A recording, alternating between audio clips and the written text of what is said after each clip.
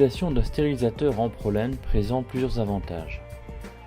Comme vous pouvez le constater sur cette démonstration, le volume stérilisé peut être important.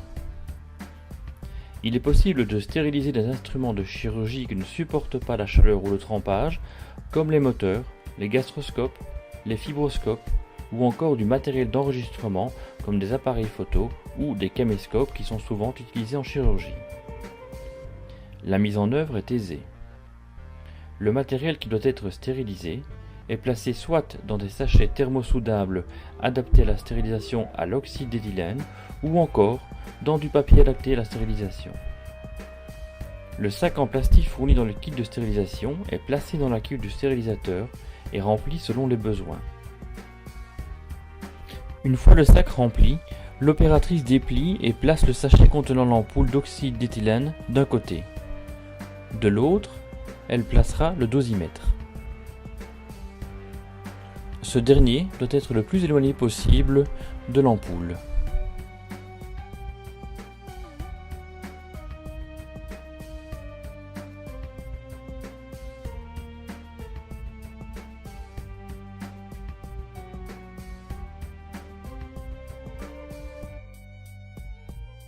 Ensuite, vient le tour de l'humitube contenant le papier buvard saturé d'eau.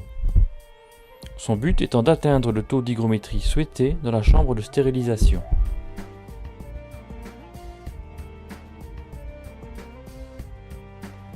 L'humitube est placé vers le centre afin que la répartition de l'humidité soit homogène. Finalement, la canule d'aspiration destinée à faire le vide dans le sac plastique est insérée entre les différents instruments. Le sac est refermé autour de la bague de la canule à l'aide d'une sangle velcro.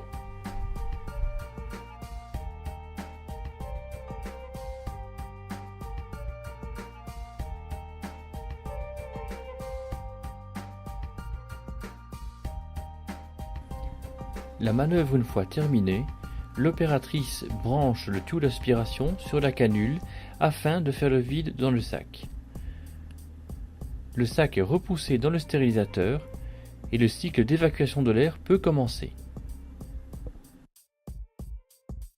Avant de refermer le stérilisateur, l'opératrice casse l'ampoule d'oxyde d'éthylène au travers de son sac de protection.